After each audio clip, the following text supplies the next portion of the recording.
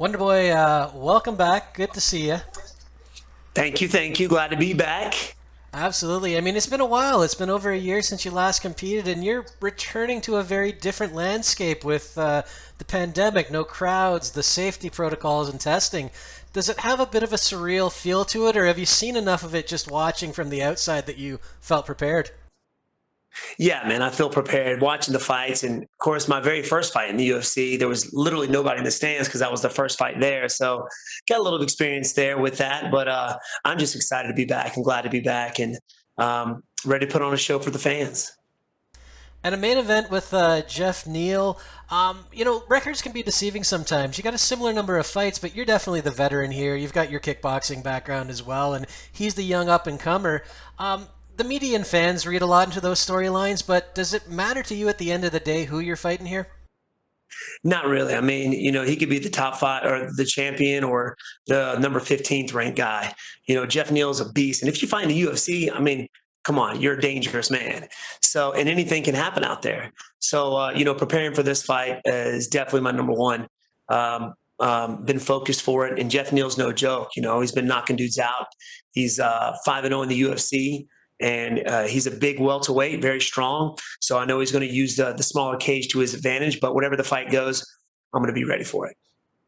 Were you surprised at all to see him coming back so soon after that, what was called a life and death experience he had back in August? Yeah, man. I mean, the guy recovered like no other. I know he's a young and he's an athlete, but Lord, that was like I didn't really know how serious it was. But he like almost died. This guy, and now I'm getting ready to face him Saturday, which is kind of scary. The guy's almost dying, and now I'm getting ready to fight him. So he's a fighter for sure. So not just physically, but mentally and emotionally, he's game. He's only had, I believe, maybe one 5 round fight, and I think it came outside of the UFC, obviously. Do you feel you have the edge if it does go into deep waters?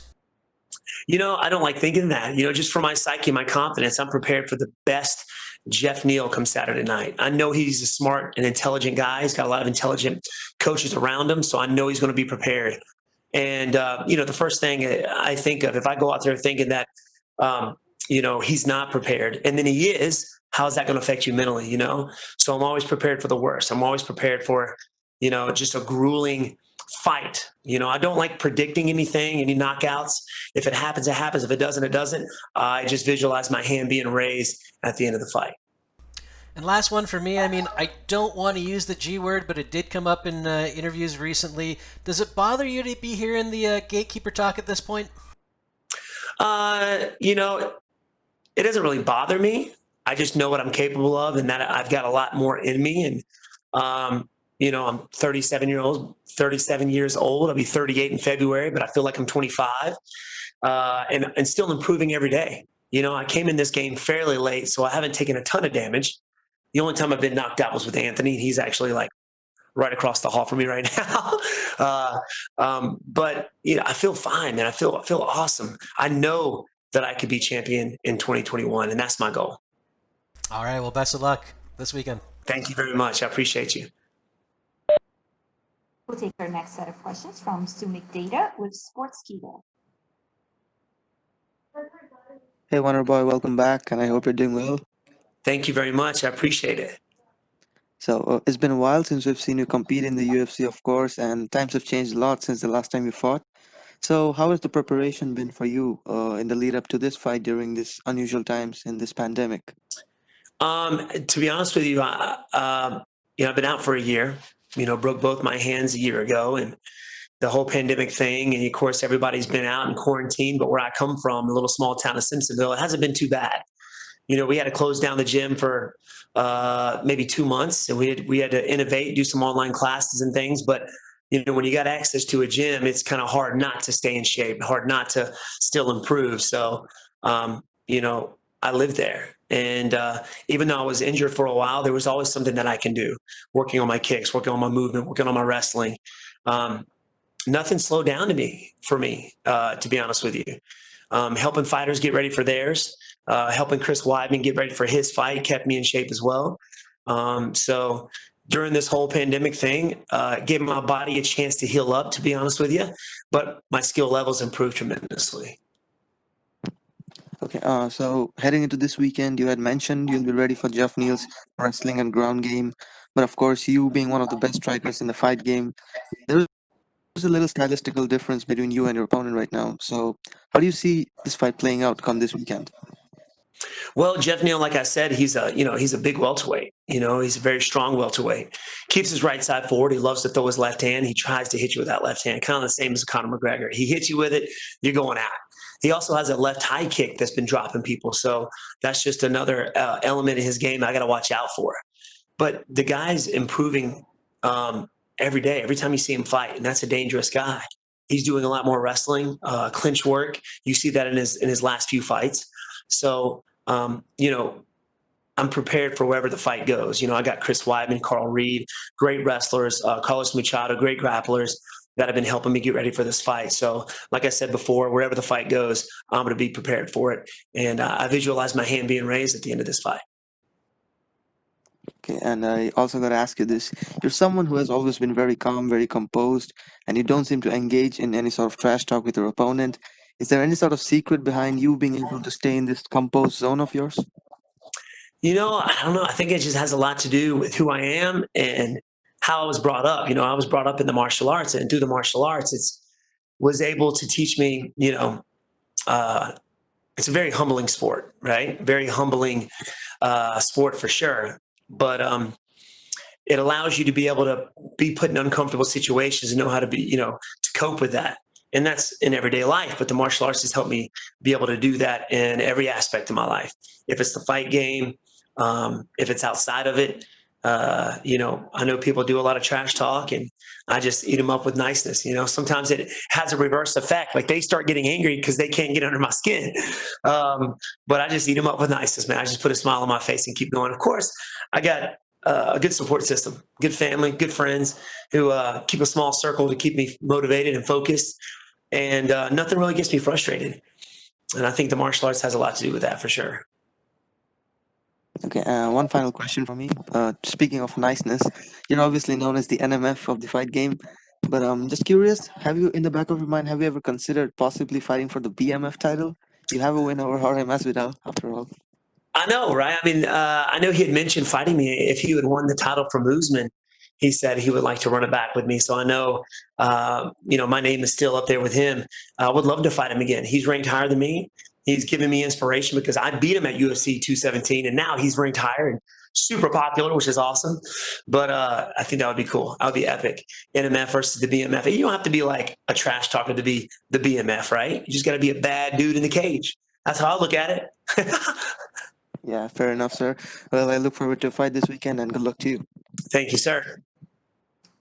We'll take our next set of questions from Omer Mursavici with S Sport.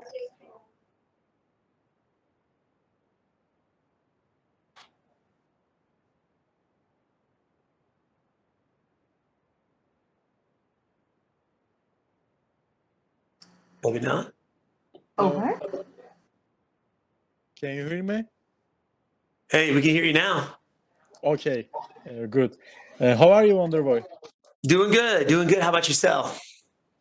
Thank you so much. You're always positive. What is the first thing you tell yourself when you wake up in the morning? What's the first thing I wake up and tell myself? Yeah. I need to go get something to eat. No, man. I mean, I wake up with a smile on my face, even though I'm not a morning person.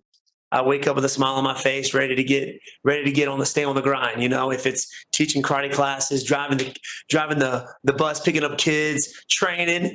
I don't know, man. I do it all with a smile on my face and just happy to be a part. Yeah. How many more wins do you think you need to earn a shot? I think with a good win over Geoff Neal, hopefully the UFC gives me one more fight, maybe somebody in the top 5. And, like I said before, 2021 is definitely my year. Going to be champion 2021 for sure. What is your most regretful defeat? My most regretful, I don't think I actually have any regretful defeats. I learned a lot through all of them. And the one fight that I felt like I actually lost was the Anthony Pettis when he knocked me out. Obviously, I was beating him, and then I don't even remember the end of the second round. I had to go back and watch it, but I was out, And to be honest with you, I learned a lot from that. Like, it was always a fear in the back of my head. Close to 80 something fights and never been knocked out. You start to wonder, man, it's bound to happen. Like, is it going to happen? What does it feel like? And to be honest with you, it wasn't that bad. I woke up in the back, didn't have a headache. I was great. Um, uh, you know, it just goes to show, you lose focus for 1 second, your opponent can take advantage of it. And somebody like Anthony Pettis, who's been the title holder for at 155 and fought some of the best fighters in the world, took advantage of it for sure. I don't have any regretful fights because I learned from all of them. Okay, my last question. Who is the greatest of all time in all MMA history, on your opinion? In my opinion, I'm kind of biased because this guy was my inspiration to switch from kickboxing to MMA. Trained with him for many years. George St. Pierre. I think GSP is the GOAT in MMA. And like I said, he was my inspiration and the original NMF for sure. So in my eyes, it's GSP. Okay, thank you, Stephen. You're my idol since day one. Turkey Thank loves you, you, brother. man. Good luck on I appreciate you, Saturday. man. You got it, buddy. Have a good one. We'll take our next set of questions from Dane Martin with MMA Fighting. D. Martin. What's up, D?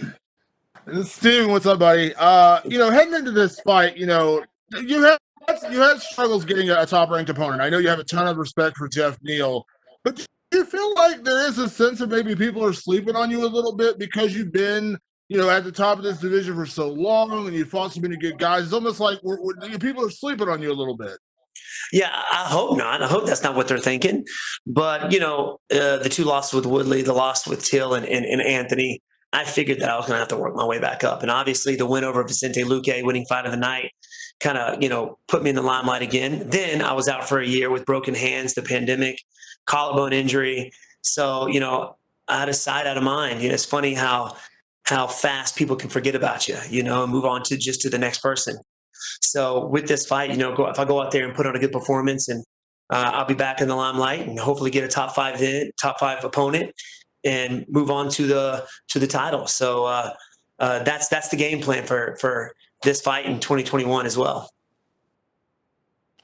You faced a lot of great strikers during your career, and there's always that, the guy who fights you wants to beat Stephen Wonderboy Thompson because you are such a phenomenal striker. And I know Geoff has said that leading into this fight. He believes you're the best striker in the division. He wants to take that title from you. Do you embrace those kind of fights a little bit when guys are saying they want to stand and trade with you? They want to test your strike and you want to test your stand-up? Yeah, I do embrace it, but I also don't believe that that's what they're actually going to do. I know that Geoff Neal is a good fighter. He's got good boxing. He's been knocking dudes out, but I think he's going to use his size for this one. And if he doesn't right off the bat, he will eventually, because most people look to hand me up, to clinch me, to get me up against the cage, and I think he'll use his size in the smaller cage to do so. So, do I truly believe that he's actually going to go out there and test it?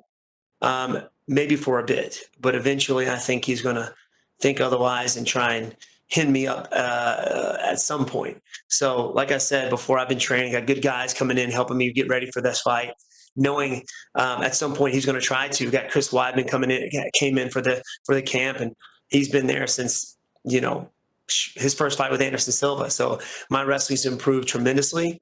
My striking is still getting better. So yeah, man, I'm ready for wherever the fight goes. Obviously, coming out of the last fight, you couldn't predict having two broken hands and then dealing with the collarbone injury. Yeah, and we're going to blame Chris Weidman for that. It's all Chris. But obviously, you can't predict how things are going to play out. But if everything does go well in this fight, would you like to have a busier 2021? Because you're absolutely right. Unfortunately, in this sport, we are kind of out of sight, out of mind. When you're not right in front of us, we tend to look at the next guy in line. Do you hope to have a much busier 2021? 100%. Being out for a year, it's lit that fire in me like no other, man. I'm itching the bits to step back out there and do it again, like I was saying. But yeah, definitely, good win over Geoff Neal. We go out there and face somebody again. Hopefully, no injuries. So I'm not healed up. It's funny, the older you get, the slower you heal up. You know what I mean? It's terrible. But hopefully no injuries, and we'll be back at it at the beginning of the year. And last one for me, you did it in the Luque fight, coming off the Pettis fight. You went out there and fought another really aggressive guy who kind of had some hype behind him. He had a good win streak, had some, solid wins under his belt, and then you go out there, you have a fight of the night, and you do your thing. You go out there and do your thing. Geoff Neal, kind of the same thing, coming in 5 wins in a row, 4 knockouts or submissions out of those 5 wins. Do you feel like this is kind of another showcase for you to kind of remind people that, Wonder Boy is still here and you're not going anywhere? 100%, man. That's exactly what it is, and that's how I'm looking at it. Yes, he's a tough opponent, but and he's undefeated in the UFC as well. This is my chance to go out there and let everybody know that Stephen Wonder Boy Thompson is here to stay. Thanks, Stephen. Thank you, sir. We'll take our next questions from Eric Addison with Kimura.sc. Hello, Eric. Hi, Stephen. How are you? Doing good, my brother. How about yourself? Not bad. So I was gonna ask you, your last fight was a little bit over a year ago, and do you believe in ring rust? And if so, what have you done to get yourself ready for your first fight in over a year? Yeah, to be honest, I don't feel like I would have any ring rust because I'm staying active in the gym and haven't stopped since my hands were broken. I've been training since I got back from my last fight, to be honest with you. I wasn't able to punch anything, but I was able to work on my movement, my kicks, work in positioning, drilling, things like that. I've been doing that for a year now. Even during the pandemic, I was training. So I feel like I haven't slowed down. Yeah, I haven't been in front of the cameras, but I felt like I haven't missed. I feel like my last fight was like a week ago, to be honest with you. I feel like it hadn't felt like a year. So I feel great, man, and I'm confident stepping into this fight. Fair enough. And this fight was supposed to be 3 rounds, but now it's 5. What have you done in your training to adapt to that? And do you prefer 3 or 5 rounds? I prefer 5 rounds, and I train for 5 rounds, even though this was originally scheduled for 3 5s. I was still doing the championship rounds. It just gives me confidence. If I can go out there in the gym and push myself for 5-minute rounds, 3 5s are going to be easy. So I was already training 5 5s. So when I got the word that, hey, I'm going to be headlining this event, which is awesome. I think this is my 7th headliner, which is pretty cool. And doing 5 5s and being in the last card of the year. Let's go, man. I'm ready. Nice. And being Swedish, I want to ask you one question about Chimaev. He was supposed to headline this card, and he's one of the most hyped up fighters in the division right now. What do you have to say about his quick rise, and would you like to face him in 2021 if possible? I have nothing against Hamzat at all. He's had 3 fights and he wrecked those guys.